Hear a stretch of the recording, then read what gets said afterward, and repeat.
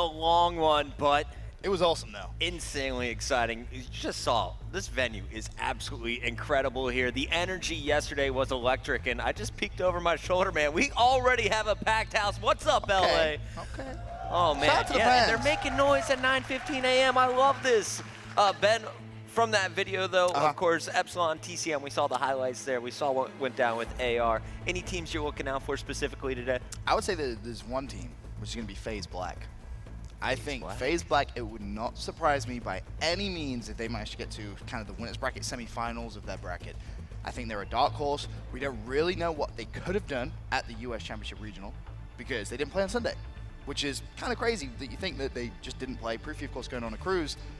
That's the team, when you look at the bracket and how it all plays out, I think we should be keeping our eyes up for today. All right, well, we have all of the top casters in the world in the venue today, including my good friend Maven down on the floor.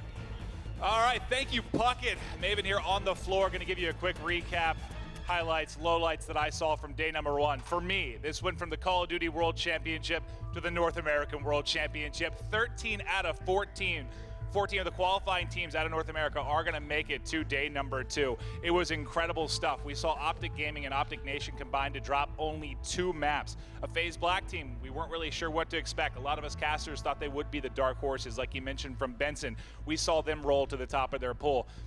Looking at the lowlights, so you saw a couple teams up 2-0 in series that threw them away. You saw Denial up 2-0 over Prophecy, end up losing that series 3-2. There's been so many comments about the bracket. How stacked is that top half? For me, a lot of that comes down to Denial losing that match.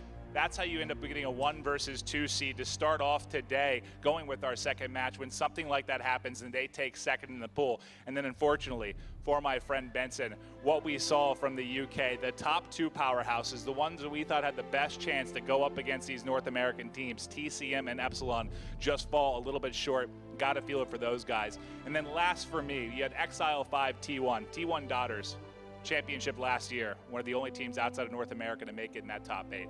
They place 5th. High expectations coming in. They fall a little bit short against Optic Nation in a brutal loss on comeback uplink. Not going to be able to make it to day number 2. But going forward, we have incredible stuff in store for day number 2 and 3. Fantastic Call of Duty Advanced Warfare action coming in. But let's toss it over to the Xbox stage where we have Faze and Rambo Ray. Thanks, Maven. Well, I mean, you covered a lot right there. So, I mean, geez, I was like, we had some sound bites we wanted to touch. I think he took our damn sheet, to be honest with you. I mean, you were quoting some of the things I wanted to say. But anyway, I do want to talk Optic Denial match. So last night, the bracket came out. I remember looking at it, I was like, oh no. I mean, it seems like every year there's like obviously it's going to be happen. There's a side that's strong on the other side, and like Maven said, it's really because a team like Denial didn't win their pool, and then that creates all kind of like mix-ups, and it ended up being the top side again this year, which is really insane. Like Optic Denial in the first round. Yeah, I know that could have been like a final match. Yeah, so for sure. It's really interesting how that's going to happen through the day and how teams are going to play out. So I mean, we might have something like last year where the losers bracket was super interesting early on because you have these top teams coming down, and like it's you don't expect like matches really big at the start of a losers bracket. You kind of expect the better teams to kind of make it a bit further on, maybe like round 2 or 3. But this year, round 1 may become like a crazy interesting match. So you got TK, Envy, Automatic Reload, and Nation all in the top bracket. The bottom still, is good. You've got Faze Black and Red. They're going to kick off the match. We've got Revenge, SB, Prophecy, and then Mind Freak, the Australian team that got in. They played pretty well yesterday, minus the Envious game. But, it was a 3-0, but there was a couple, 2 of the 3 games were close. They were close games, and we would have to give Mind Freak like the edge to be like the non-North American team to have a chance at going far in this tournament.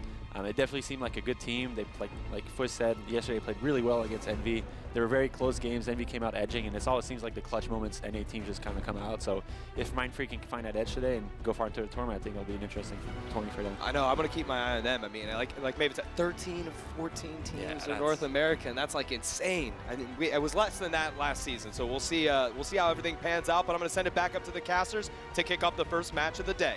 All right, thank you, Fliz and Rambo. Ben, we got a packed day once again. I think it's like 9 matches that we'll be casting throughout the day here on Alpha. Let's take a look at the start of the day, though.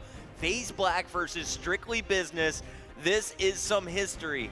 You're going to see Apathy playing with Sensor once again. Last year, they finished 4th underneath the Strictly Business banner now going up against them on the main stage, and a lot of people didn't expect the SB crew to be here. A lot of people had Epsilon in this match. And then, of course, don't forget about Dido. You know, Sensor and Apathy formerly teamed with Dido, who now still plays under that Strictly Business lineup.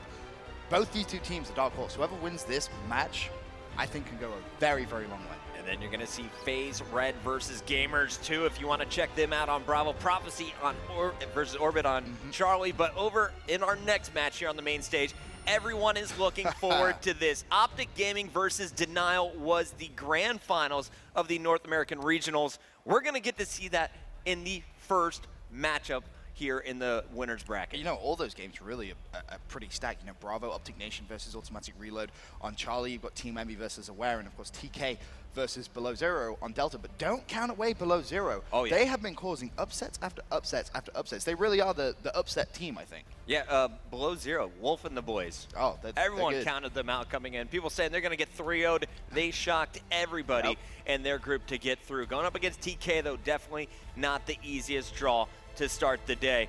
But we got to talk about the bracket, man. It is an absolutely crazy thing that just played out. Of course, your number one teams from each group, they were set first. Then we saw the number two teams come in, and that loss from Denial against Prophecy, that's really, that shocked everyone. We see a super stacked top-sided bracket. I had so many tweets yesterday, which was basically saying, oh, you know, how is it Denial that the number 2 seed of the event is playing Optic Gaming, the number 1 seed doesn't make sense. It's like, you didn't watch group play. Yeah, Denial finished second in their pool. That's why, you know, they lost to Prophecy. Prophecy, they played out of their minds. They really did. Got to give them a lot of props. So that's ultimately why the bracket has ended this way. So. And honestly, that match for Prophecy now sets them up. It's not going to be the easiest road. But I feel a little bit more comfortable down on that bottom side than the top side, that's for sure. Exactly. But let's kick it off, though, with our bottom bracket. Today on the main stage, we got Faze Black and Strictly Business. And let's introduce you to the SB crew. It's their first time on the Alpha stage. You see the owners in the front row getting ready to watch their boys play out for a piece of the $1 million prize pool. From left to right, we got Fizzer, the innovator, one of the most versatile players in the game, not afraid to use classes that no one else wants to try. You got Neslo, Dido, and John on this roster. Tell me, who do you think is the MVP so far in the tournament from this crew? MVP, all of them.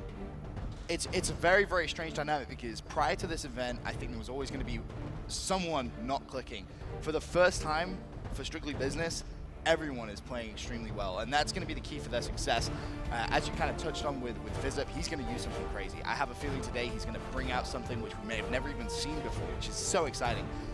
Touching on Dido, you know, he's had a top 5 KD at the 2013 World Championship, the 2014 World Championship, and from speak to the guys, the SB owners, they say he's playing pretty well as well. So maybe he does it for a 3rd year in a row. That would be insane if he did. Absolutely. Dido going to be a force to be reckoned with today. On the other side of the main stage, though, we got Faze Black. This squad hasn't qualified for the MLG Pro League. They fell short in the online qualifiers, but on land, they are getting it done. From left to right, you got Proofy, of course, playing with Envy back in Black Ops 2, the runner-up that year.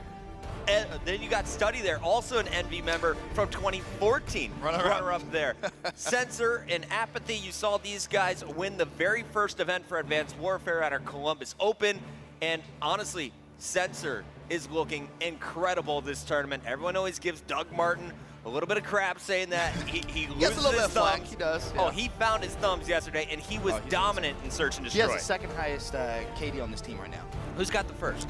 I believe it's Apathy. Apathy is playing out of his mind. You go back to the U.S. Championship, the regionals, he was unbelievable. It's such a shame we didn't get to see them play on Sunday because we don't know the ceiling for this team, which is what makes it so interesting, because they could come out and cause all sorts of upsets and just cruise through that bracket. We don't know. Now, what's going to be interesting for me is to watch how this match is going to play out. Yesterday, it was individual performances from Faze Black that got them here. Then on the SB side, it was teamwork. Right. But here in our first matchup, you can see the key players going into Hardpoint. John rocking a 1.19 Hardpoint kill-to-death ratio. On the other side, Sensor has been the man with a 1.15. That's impressive. Sensor and John also leading their squads when it comes to captures. And look at those defenses from John. It's so difficult to get a defense in Advanced Warfare. You have to get a kill from inside the Hardpoint. And those stats are reflective of group play. And when you think about that, Strictly Business, without a doubt, had the harder group. So John has been playing extremely well so far. I mean, they're, what, against Epsilon, TK, Yeah. teams like that? That's a very, very impressive stat line for John over on that left-hand side. And, you know, touching on Center there from Faze, he needs to have another day like yesterday. Just going to need to do it. There's no question. I know he's one of the most motivated and hungry players in the circuit. Yeah, I was going to say, you touched on it yesterday, but he just has the mindset of a champion. Oh, he it's will be the unbelievable. best player he possibly can. He is going to win the World Championship. There is no There's doubt no in ifs. his mind. There is no buts. He is winning. All right, so we are moments away. We're going to be kicking things off, of course, as always, in our best of 5 with a hard point. But before we get there, guys, let's start the hashtags right now. Let us know. Use the hashtag CODChampsLive and let us know which team you think is going to win. Is it FaZe Black or is it strictly business? We're heading into Detroit. Ben, how is this map going to play out for Hardpoint? You know, you look at both these two teams, it's going to be extremely fast-paced. You know, you're going to see lots of SMG battles, and interesting stat there, Sensor averaged 10.67 hardpoint caps per game in group play. So, It's pretty good. he had a pretty good day yesterday, not gonna lie, but can he continue it through today? As I kind of touched on, I think the winner of this game is really going to make a run through this winner's bracket. Both these two teams, the dark horses, without a shadow of a doubt, so it's interesting to see them meet up in map number 1. All right, I'm going to be starting things off with the dude Sensor. We've been I feel hyping like him you up. have to, Let's right? see how he's playing on day number 2. This is the bracket, guys. $1 million on the line. 6 teams fighting for a piece of it. And Sensor is going to be opening things up. He went from a champion with FaZe Red, kind of getting kicked off his own team, and then forming this roster with some of the best in the game. It's weird because, as you said, he won that first event and then kind of got kicked off the team. Same thing with Apathy, yeah. Same thing with Apathy, and it's just kind of made them more hungry. It's like, all right, well, you know, a lot of talk about that FaZe Red squad. FaZe Black, very under the radar, as we keep saying, but I think he's even more motivated. I think that's one thing which really motivates Sensor, the fact that everyone thinks that FaZe Red squad is significantly better than FaZe Black, and he just doesn't believe that at all. And the cool part is they're both in the bottom half of the bracket. I got some tweets, people asking who I think will win the two teams match up. Everyone expecting to see that match a little bit later, but SB, they do not think that's going to happen. So far, it's all tied up, but a nice start for Fizzerb and Tito. Very objective-oriented here in our first minute. Just looking through at some of the classes, you know, you're going to see Fizzerb use a lot of EMPs. He's a big advocate of that. Tito rocking Danger Close and Respawn. That's something that we haven't actually seen for And talk kind of the more casual fans who may not know what Danger Close does. Why might he be running that? So Danger Close, obviously, you're going to want to run grenades with that, increases the explosion damage with those grenades. So you see a lot of players use it in Search and Destroy to try and get an easy first blood or an easy pick. Running it in Respawn, something a little bit different. You can expect to see John use a lot of Gung Ho. He's a massive, massive fan of that. We've seen a couple of players experiment with it in group play, but John more comfortable with it. He's used it pretty much since Advanced Warfare came out. Yeah, look at John here, rocking 5 perks so far. ASM1, he's keeping it standard, and he is ripping people up. 11-5 on a 3 streak. Basically, every time he comes alive, he's trading 2 kills. Finally going to be taken down. We got Fizzerb trying to rotate around. It's going to be moving over to the garage, and Fizzerb's going to try and lock this down as he is going to be the first one in from SB. There is a player waiting for him, but he's going to win that one-on-one against Studdy. Fizzerb just taking his time. Knows he needs a little bit of support here. Players from FaZe Black going to try and wrap in from behind, though will get control of that hardpoint. So nice plays there coming in from FaZe Black, and Proofy in such a big power position here. Needs to win a couple of gunfights with a bow, but Tito shutting him down. Everyone dying in the garage as those Danger Close grenades paying off for Fizzerb on this class. Apathy and Proofy, though, coming in here, clearing it out. 57-40 in favor of FaZe Black so far, and Apathy is going to be inside this hardpoint, rocking the ASM-1. He was dominant with the bow yesterday, and look for him to go back to that assault rifle a little bit later as the hills rotate. What's really interesting to me as well is Tito has adapted to this hardpoint. Obviously, we talk about, you know, going from this hardpoint to the next, there is a huge anchoring position towards that back glass Atlas. Tito has pulled out the Amelie. Still going to run Danger Close, but he's more than happy to rock it. He's actually just changed his class, as I said that. Managed to get control of it, now has the bow out, but using that Amelie for a brief stint really actually helped him get control of that back glass area. And we're going to see it is John and Strictly Business set up first here as they have the outside locked down. Only one entrance from this side, and it's going to be Sensor trying to break with his teammates just like that. FaZe Black, 4 of your last 5 kills in the feed, and they will take over. Fantastic break here, and hopefully this will put them up by about 50 points if they're able to lock it down. 30 seconds left eventually you're going to see SB come charging back in, and it was Neslo who cleared it with a two-piece. Yeah, Neslo at 10 and 12. He's one of those explosive players, you know. SB going to need him to step up, get that team hyped, because he is a massive, massive hype man. When it comes down to it, always tries to keep his team feeling positive and playing it the best they possibly can. As Fizzup tries to wrap around the outside, should be able to pick up an easy kill hit, does so. Strictly Business get control of the Hardpoint. 10 seconds left. It's going to be scrap time, and that rotation is going to be won by Faze. And Fizzup is going to milk the final 3 seconds. That rotation you're talking about, though, Apathy going to be positioned in the window. You've got a player playing out aggressively. That's going to be some rotation going down. It was Proofy who finally falls, but look at that mini-map. All blue arrows inside the hard point. They're rotating perfectly, knowing where their opponents are coming from off spawn, and Apathy's going to leave the hill to go slaying. Fantastic work, but John gets the two-piece. Apathy is finally going to stop him, and that is going to keep the points ticking in their favor. 127 and counting to 73. Almost at the halfway point. Apathy at 19 and 10, Proofy at 21 and 14. This FaZe Black squad has come out all guns blazing today. You know, you look at that score, 129 to 78. Big part of that is going to be that battle fight between Dido and Proofy. Proofy winning a significant amount more of those gunfights, helping his team break these Hardpoints. I thought one of the most impressive performances yesterday was Proofy on one side of uplink dropped, I believe, 22 It was kills. ridiculous. I mean, you'll hear players talk about 40 bombs in Hardpoint, but in a game type like uplink, to be dropping 40 plus kills is absolutely absurd. It just doesn't happen that often. And Proofy, you know, he's showing you today why we consider him to be one of the best assault rifle players in Call of Duty history. 134 to 95, and we're going to see Sensor pushing in. We're going back to the original hardpoint here in the Atlas, and Ben, SB, they're not out of this yet. I mean, they're only trailing by about 38 points. What do they need to do to get back in this? You know, it just comes down to, as I touched on briefly before, Dido versus Proofy. If Dido can heat up in this second side of rotations, SB can comfortably come back into this. This is a very, very close game. Don't let that score fool you. You know, you can hold down blue hardpoint for a massive chunk of time. As well, green, if you lock down that back spawn area, you can really make huge comebacks on Detroit. Makes it one of the best competitive maps, in my opinion. John staying inside, and we will go back to Dido here. You said it's all about the rotations. And so far, it's FaZe Black setting up first. You can see the pressure is about to be coming in.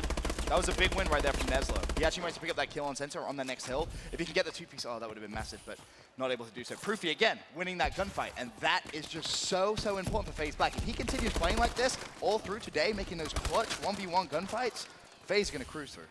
Now, Dido, Fizzup, and John were all on this main street, Ben. They weren't focusing on the hard point, but they do have control now as Neslo is somehow staying alive. What was their original plan? What was the goal there? At that point, you're playing for the spawn. You want to make sure that you can lock it down and you can spawn significantly closer to the hard point. So let's say you push it as a team for one wave and it is unsuccessful, you'll spawn significantly closer. It takes you less time to challenge that for a second time. It's so important to control the spawns in hardpoint. And now you can see they are controlling those spawns. All the blue arrows spawning across the map, but it will be rotating to the garage next. So who is going to be on the move first? It looks like already you got a player at Sensor making his way in. Look out for Study to start slaying over here as well. Look at the score, 157 to 143. That's exactly what we were just talking about. You can make massive comebacks on Detroit. A 40-point lead is absolutely nothing. But now with FaZe with the early rotation, Proofy with the bow needs to lock down this Black Atlas side. You can see by him being in that position, look at the top left of that minimap. Those two red arrows spawning so far away makes FaZe's life so much easier. But SB, to that credit, have just flooded through, and they're going to control the spawns now. Yeah, I just showed you 3 members all inside. 2 of them got dropped, though. Fizzup and Dido down at the same time. John, last man standing indoors, and he will be cleaned up as well. Now, just like that, it's FaZe Black retaking the hill. This is going back and forth, back and forth. 10 points separating our teams. Just 2 minutes and 15 seconds left, and Apathy is heating up. He's leading the squad at 35 and 20, positive 15 on a 4 spree. Honestly, this guy is one of the best Call of Duty players in the game right now. Anyone who disagrees is crazy. 35 and 21, stepping up when his team needs him. Proofy as well, still 30 and 26. If Sensor can win some more gunfights on the hard point, FaZe will be able to pull away. But now you see Strictly Business trying to mount the comeback. 179 to 163. Big two-piece comes in from Fizzup, looking for the third. Sensor's going to win that one. Dido there to trade the kill, though. And Strictly Business trying to mount the comeback. You got two players inside. Dito working with John. John aggressively pushing, is going to take out Study. Pressure coming from the back. The patient play, the trust in his teammates from Dito, and that kill was picked up by Sensor. So Dito doing a really nice job staying inside, but let's go over to Faze Black. It is a 4-point game. Can they retake the hard point? They do for now. How long can they hold it down? Study is just locking down this hard point. I believe that's his third successive kill. Looking for more plays to challenge him. A 188 to 179 game. Still 20 seconds left on this hard point, and neither team wants to give up completely. John and Dito with back-to-back doubles, so that is going to clear the hard point. 15 seconds left. Strictly Business is going to take the lead going into our last 60 seconds. Looking over at Dito's perspective right now. And this is going to be huge. This next hard point is the game, obviously, here as we're coming down to the last minute. And you can see on the mini-map, everyone converging on the school. Dito trying to keep the spawns for his team as well as the hill clear. So far, a great job. Grenades not connecting. Not a whole lot of challenges coming in from Faze Black yet. They just want to play for kills right now, and it's the smart thing to do. Dito picks up 2 kills, one actually on his team accidentally, and Faze Black is starting to build a lead. Dito now has to pounce in. SB are going to break the hill. You've got John Fizzup with a and triple. Dito all on top of the hard point. 25 seconds left.